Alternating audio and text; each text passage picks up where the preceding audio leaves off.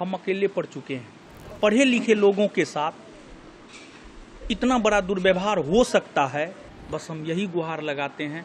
हमारे भाई की जो हत्या हुई है, पोस्टमार्टम रिपोर्ट में अभी कुछ भी क्लियर नहीं है। इसका जिम्मेदार फैजल खान और किसान कोल्ड स्टोर के मालिक RS प्रसाद है। दुनिया कुछ भी माने, सच यही है।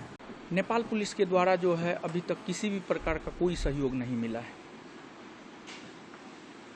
केंद्र और राज्य सरकार से क्या मांग करना चाहेंगे? हम केंद्र और राज्य सरकार से हम यही मांग करेंगे कि हमको न्याय दीजिए, हमको न्याय चाहिए।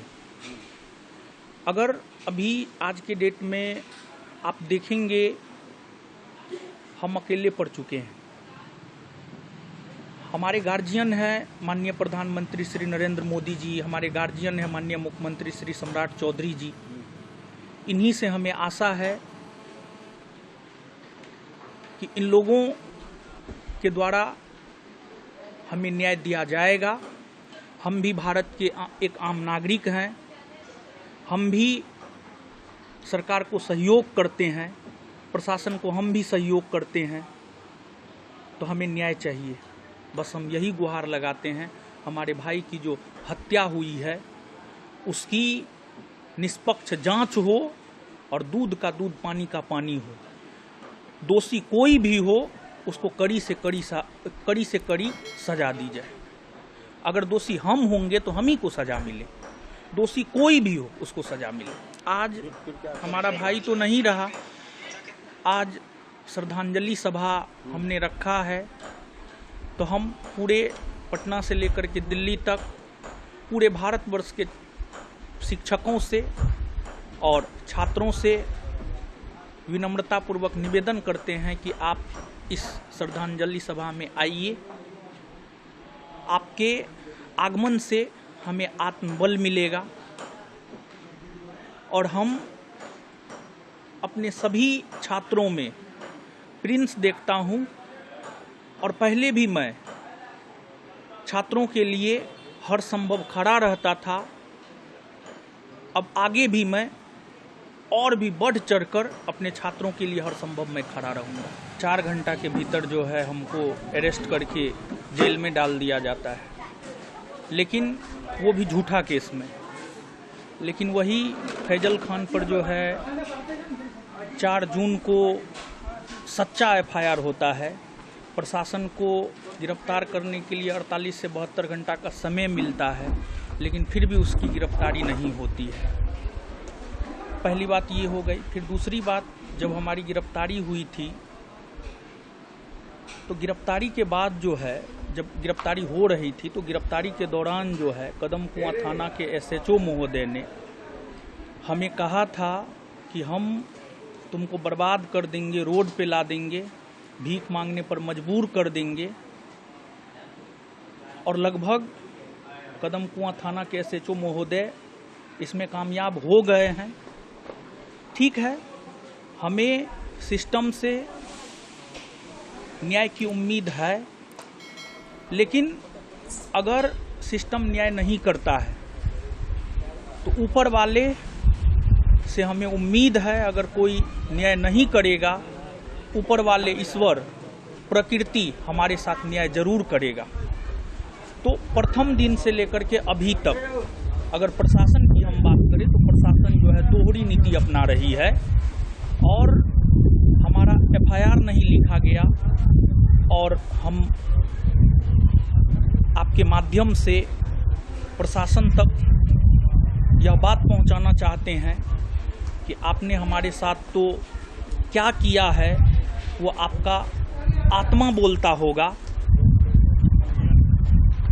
आप सबसे झूठ बोल सकते हैं, लेकिन आप अपने आप से झूठ नहीं बोल सकते हैं।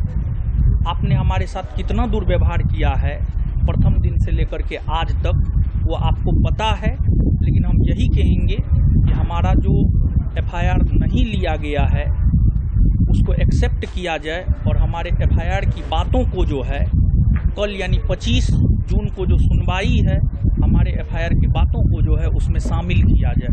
हम आपके माध्यम से जो है यह प्रशासन को कहना चाहते हैं।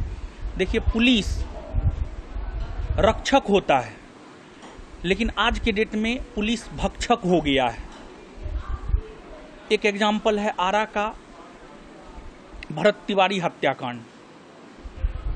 जब भरत तिवारी ने सरेंडर कर दिया तो फिर उनका इनकाउंटर क्यों किया गया? ये कौन तरीका है प्रशासन के काम करने का? प्रशासन को वेतन कहाँ से मिलता है?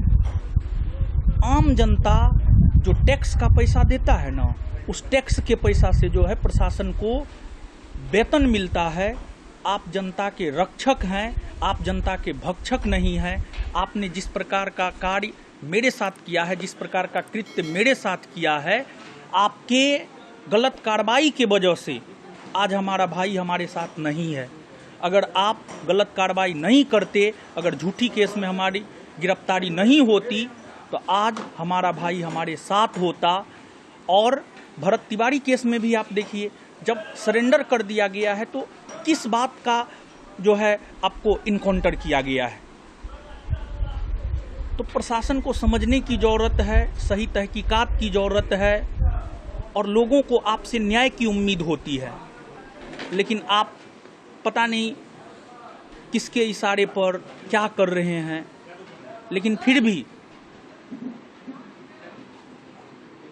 हम गुजारिश करते हैं, हम सिफारिश करते हैं, हम विनम्रतापूर्वक निवेदन करते हैं बिहार सरकार से कि हमें न्याय दे। हमको तो ऐसा लगता है कि हम हार चुके हैं, सिस्टम से हार चुके हैं, लेकिन फिर भी उम्मीद पर दुनिया कायम है। और हम यही उम्मीद करते हैं कि ठीक है, आज तक आपने हमारे साथ अन्याय किया है, अब तो न्याय कर दीजिए। अब तो आप मेरा भाई भी छीन लिए। अगर हमारा भाई आज मेरे साथ नहीं है तो उसमें प्रशासनिक गलतियां भी हैं। आप हमारा भाई लौटा सकते हैं, आप कहिए ना, आप जो कहिएगा हम अपना सब कुछ दे देंगे, लेकिन आप मेरा भाई लौटा दीजिए। उम्मीद नहीं रहते हुए भी फिर भी हम प्रशासन से उम्मीद करते हैं कि हमारे साथ न्याय करे, और जो प्रशासनिक गलतियां हुई है नीचे के अधिकारियों से, उन पर कार्रवाई की जाए। कदम कुआं SHO पर कार्रवाई की जाए। हमारा मेडिकल चेकअप नहीं हुआ है। TN सिंह हमको दीघा थाना से लाने के लिए जो है कदम कुआं गया था। कदम कुआं के सब इंस्पेक्टर TN सिंह के नेतृत्व में कुछ पुलिस बल जो है हमको दीघा थाना लाने के लिए गया था, लेकिन वो लाने के क्रम में हमारा सही से जो है मेडिकल चेकअप नहीं हुआ है। इसके बारे में हम आपको बता दें, दीघा थाना से सबसे पहले हमें मेडिकल चेकअप के लिए LNJP लाया गया। वहाँ पर हमारा पहली बार BP चेक हुआ, BP हाई था। फिर 10 मिनट के बाद या कुछ देर के बाद जो है 10-15 मिनट के बाद जो है फिर से BP चेक हुआ, फिर से BP हाई था। तो LNJP अस्पताल को हम धन्यवाद देते हैं कि उस अस्पताल ने हमें मेडिकली फिट घोषित करने से इनकार कर दिया। उसके बाद TN सिंह जो है राजेंद्र नगर अस्पताल के डॉक्टरों के साथ सेटिंग किया, और वहाँ पर हमारा कोई मेडिकल चेकअप नहीं हुआ, सिर्फ ये पूछा गया कटा फटा का निशान, और फिर हमने बताया, और बिना मेडिकल चेकअप के गलत तरीका से मेडिकली फिट करके जो है हमको जेल भेज दिया गया।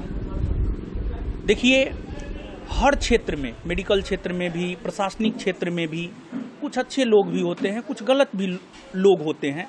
जब हम जैसे पढ़े लिखे लोगों के साथ इतना बड़ा दुर्व्यवहार हो सकता है, तो जो पढ़े लिखे नहीं हैं, जिनको कानून की समझ नहीं है, उनके साथ क्या होता होगा?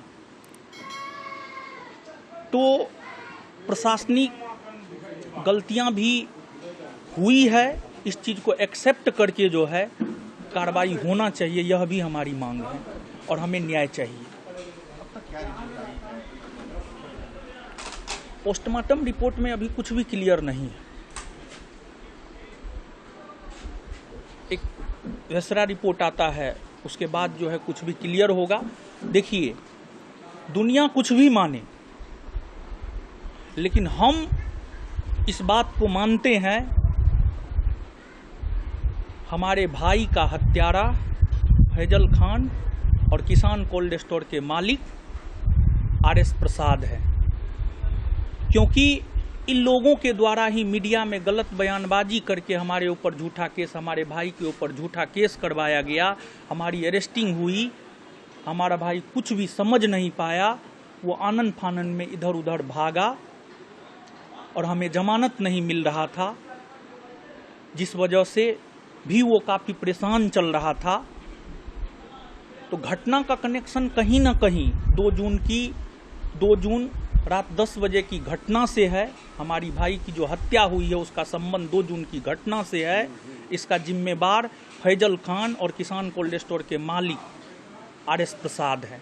दुनिया कुछ भी माने, सच यही है और ये बात साबित होगा, चाहे आज होकर के रहे, कल होकर के रहे, 6 महीना के बाद होकर के रहे, लेकिन यह बात सच साबित होगा।